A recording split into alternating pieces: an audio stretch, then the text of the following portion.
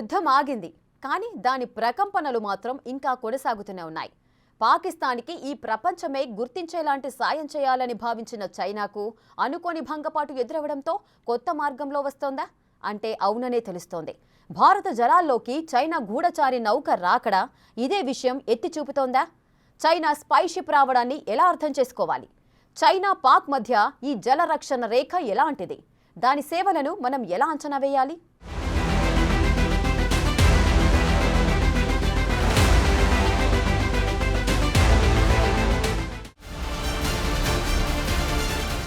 భారత జలాల్లో చైనా గూఢాచారి నౌక డయాంగి హావో వచ్చి నిలవడంతో ఒక్కసారిగా ఈ ప్రపంచ దృష్టి దానిపైకి మరలింది. చైనా స్పైషిప్ అయిన ఈ నౌక పాకిస్తాన్కి ఎలా సాయం చేయగలిగిందని చూస్తే ఇందులో లోతైన విషయాలెన్నో తెలుస్తాయి. కరాచీ ఓడరేవులోకి ఈ గూఢాచారి నౌక రావడానికి గల కారణాలేంటంటే ఇప్పటివరకు తాను పాక్ కేంద్రంగా నిర్మించుకున్న కలల సౌధం చైనా పాక్ ఆర్థిక కారిడార్ని కాపాడుకోవడమే ప్రధాన లక్ష్యంగా తెలుస్తోంది.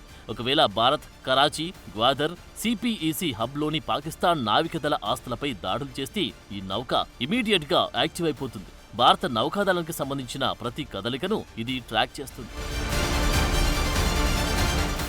ఆపరేషన్ సింధూర్ తర్వాత భారత జలాల్లో చైనా స్పైషిప్ ని మోహరించడాన్ని బట్టి చూస్తే ఈ నౌక ద్వారా చైనా పాక్ వ్యూహాత్మకంగా ఎన్నో ఎత్తుగడలు వేసేలా తెలుస్తోంది. ఏప్రిల్ 22న జరిగిన పహల్గాం దాడికి ప్రతిగా మే 7న ఆపరేషన్ సింధూర్ ప్రారంభించింది భారతదేశం. ఇందులో భాగంగా భారత్ పాక్ ఆక్రమిత జమ్మూ కాశ్మీర్లోని ఖచ్చితత్వంతో కూడిన కీలక దాడులు చేసింది. ఆయా ప్రాంతంలోని 9 ఉగ్రవాద స్థావరాలపై తీవ్రమైన దాడులు నిర్వహించింది.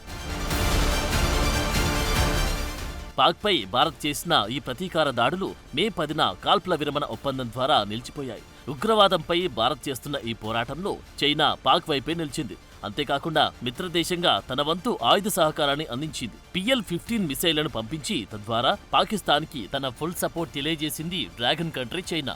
అయితే భారత్ వ్యూహాత్మకంగా వ్యవహరించి ఇటు పాక్కి అటు చైనాకి ఏకకాలంలో చెక్ పెట్టింది. మీ PL-15 కంటే మా బ్రహ్మోస్ పనితనం మరింత ప్రత్యేకమంటూ చైనాకు కూడా ఇండైరెక్ట్ గా వార్నింగ్ చేసింది భారత్. ఈ యుద్ధంలో పాకిస్తాన్ చైనా మేడ్ ఆయుధాలను వాడి తీవ్రంగా నష్టపోయింది. దీంతో శాటిలైట్ ఆపరేటెడ్ మిసైల్ దాడి చేస్తూ తద్వారా భారత్ కి చెక్ పెట్టాలన్న ఎత్తుగడ వేసింది చైనా. ఈ విషయం గ్రహించిన భారత్ పాక్ మెయిన్ వీక్నెస్ మీద కన్నేసి దాడులు చేయడం, ఆ వెంటనే అమెరికా ద్వారా పాక్ కాళ్లబీరానికి రావడం చకచకా జరిగాయి. దీంతో భారత్ పాక్ మధ్య యుద్ధం ఆగిపోయింది. ఈ యుద్ధం ద్వారా ఎలాగైనా సరే లైమ్ లైట్ లోకి రావాలని ఆశించిన చైనాకు ఏం చేయాలో పాల్పోని పరిస్థితి. దక్షిణాసియాలో తన యుద్ధ నైపుణ్యానికి మాయని మచ్చలాంటి దుస్థితి. ఇలాంటి సిచ్యువేషన్ పసిగట్టిన చైనా తన స్పైషిప్ ని పాక్ కి సపోర్ట్ గా పంపడంతో కొత్త చర్చకు తెరలేపింది.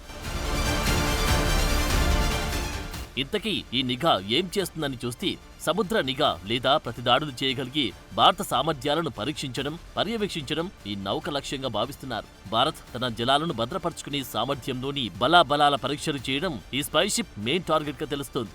ఇది పాకిస్తాన్కి సముద్రం మీద నుంచి రక్షణ గోడలా నిలిచేలా కనిపిస్తుందంటున్నారు నిపుణులు. ఆపరేషన్ సింధూర్ ద్వారా అరేబియా, ఉత్తర హిందూ మహాసముద్రంలో చైనా నావిక దళాలు అత్యంత అప్రమత్తమయ్యాయి. దీంతో డయాంగి హావోను ఈ జిల్లాలోకి పంపింది డ్రాగన్ దేశం. ఈ స్పైషిప్ లో మోడ్రన్ సెన్సార్లు, హైడ్రోగ్రాఫిక్ పరికరాలు, INS విక్రాంత్తో సహా భారత యుద్ధ నౌకల కదలికలను ఇట్టే పసిగట్టగలవు. ఇంతకీ ఈ నిఘా నౌక పాకిస్తాన్కి ఏ విధంగా సహాయపడగలదో పరిశీలిస్తే పాకిస్తాన్లో జివానీ, గ్వాదర్లోని ఆర్మీ లాజిస్టిక్ స్థావరాలకు ఎంతో సాయం చేస్తుంది. జలంతర్గాముల కదలికలు సైతం ఇది ట్రాక్ చేయగలదు. ఈ నౌక భారత నావికాదళాల మధ్య జరిగే సంభాషణలు కూడా అడ్డగించగలదు. భారతీయ వ్యూహ ప్రతివ్యూహాలను సైతం ఎట్టే పసిగట్టగలదు. ఈ సమాచారాన్ని ఇటు తమ దేశానికే కాకుండా పాకిస్తాన్కి సైతం అందజేస్తుంది. చైనా తన ఆర్థిక కారిడార్ని రక్షించుకోవడంలో భాగంగా ఈ నౌకను పంపినట్టు తెలుస్తోంది.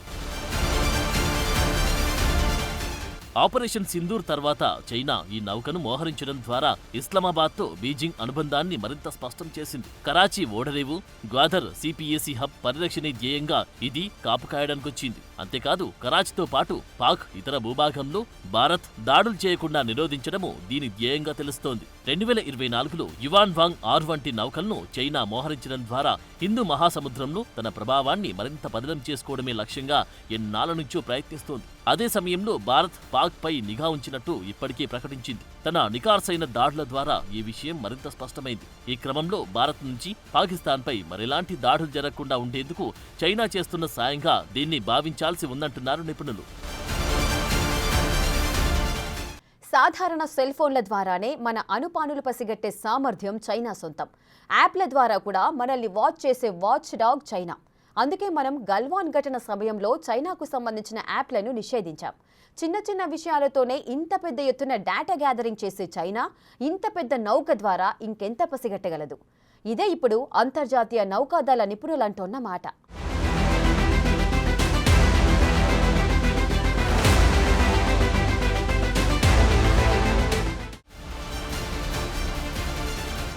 చైనా ఏది డైరెక్ట్గా చేయదు, అంతా ఇండైరెక్ట్. డ్రాగన్ కానీ ఎలా మెలికలు తిరుగుతుందో ఈ కంట్రీ పనితీరు కూడా అన్నేసి మెలికలు తిరుగుతుంది. ప్రస్తుతం భారత జలాల్లో ప్రత్యక్షమైన చైనా స్పైషిప్ డయాంగి హావో ఎలా పనిచేస్తుంది, దాని ఎక్స్క్లూజివ్ వర్క్మెన్షిప్ ఎలాంటిది, మరీ ముఖ్యంగా ఇలాంటి నౌకల ద్వారా చైనా చేసే యాక్టివిటీస్ ఎలా ఉంటాయి అని చూస్తే అసలా పడితనమే వేరే లెవెల్గా తెలుస్తోంది. దీన్నసలు నిఘా నౌకగా చైనా భావించదు. ఒకవేళ అంతర్జాతీయ సమాజం మీరక్కడ ఏం చేస్తున్నారని అడిగితే ఈ కన్నింగ్ కంట్రీ చెప్పే ఫస్ట్ డైలాగ్ ఇది రీసెర్చ్ షిప్ అని చెబుతుందంటారు ఓపెన్ సోర్స్ ఇంటెలిజెన్స్ నిపుణుడు డామియన్ సైమన్. చైనా సముద్ర జలాల మీదకు వదిలిన రీసెర్చ్ ఓరియంటెడ్ షిప్లలో డయాంగి హావో ఒకటి. దీన్ని భారత్ వంటి దేశాలు నిఘా నౌకలు, గూఢాచార నౌకలు, స్పై షిప్స్ అని పిలుస్తుంటాయి. కానీ ఈ నౌకలకు చైనా దగ్గరున్న అర్ధ తాత్పర్యాలు వేరు. చైనా పౌర, సైనిక అంశాల్లో ద్వంద్వ పరిణామాలు కలిగి ఉండి అంత్యస్థాయిలు, ద్వంద్వ సామర్థ్యాలు కనబరుస్తుంటాయి. ఈ నౌకలకు సంబంధించిన ఆపరేటివ్ స్కిల్స్ విభాగంలోని వివరాలేంటని పరిశీలిస్తే ఇవి సముద్రపు అడుగు భాగాలను మ్యాప్ చేస్తుంటాయి. వీటిని ఎవరైనా అడిగితే ఇమీడియట్ గా వచ్చే ఆన్సర్ ఇదే. పైకి ఈ పనులు చేస్తూ లోలోన ఇవి జలంతర్గాముల కార్యకలాపాలను గుర్తిస్తుంటాయి. వాటి నుంచి వచ్చే మిసైళ్ల కదలికలను ఎప్పటికప్పుడు లెక్క కడుతుంటాయి. ఇదంతా వీరెలా చేస్తారంటే సముద్ర అన్వేషణ, సముద్ర వనరుల సర్వే, సముద్ర శాస్త్రీయ యాత్రల ముసుగులో నిర్వహిస్తుంటారు. ఓపెన్ సోర్స్ ఇంటెలిజెన్స్ నిపుణుడు సైమన్ చెప్పేదాన్ని బట్టి గమనిస్తే ఈ నౌక మలాక్కా సంధి నుంచి వస్తుందని, శ్రీలంకకు దక్షిణం వైపునకు వెళ్తున్నట్టు కనిపిస్తోంది. ఇటీవలి కాలంలో ఇలాంటి నౌకలు భారతదేశానికి పొరుగున ఉన్న ప్రాంతాలకు వస్తుంటాయి. భారత క్షిపణి పరీక్షలు, ఇతర సైనిక కార్యకలాపాలను సైతం ఇవి పరిశీలిస్తుంటాయి. ఈ నౌకల పనితీరు ఇతర ప్రాంతాలు ఎలా ఉండేదో అని చూస్తే ఇవి మానవరహిత వాహనాలను నీటి అడుగులలోకి పంపి డేటా సేకరణ చేస్తుంది. ఈ నౌకలు చేసే పని వేరు, వాటి కార్యకలాపాలు వేరు. ఉదాహరణకు గత ఏడాది మరో చైనా నిఘా నౌక జియాంగ్ యాంగ్హాంగ్ భారత్ నిర్వహించిన అగ్ని-5 క్షిపణి పరీక్షలను మ్యాప్ చేసింది. భారతదేశంలోని తూర్పు సముద్ర తీరంలో ఇలాంటి నౌకల మోహరింపు, బాలాసోర్ పరీక్ష కార్యక్రమాలను సునిశ్చితంగా పరిశీలిస్తుంది. తన పార్ట్ టైం డ్యూటీగా ఇది భావిస్తుంది. అంతేకాదు ఈ నౌకలు విశాఖ దగ్గరలో భారత్ మోహరించిన అణు క్షిపణులను మోసి జలంతర్గాముల వివరాలను రాబట్టినట్టు గుర్తించారు. హైడ్రోగ్రాఫిక్ సర్వేల ముసుగులో ఈ చైనా నౌకలు భారత జలంతర్గాముల శబ్ద సంకేతాలను కూడా అడ్డగిస్తుంటాయి. బేసిక్గా పసిగట్టడం వేరు, అడ్డగించడం వేరు. అడ్డగించడం అంటే ఆ సమాచారం ఒకచోట నుంచి మరొక చోటకు వెళ్లకుండా చేయడం.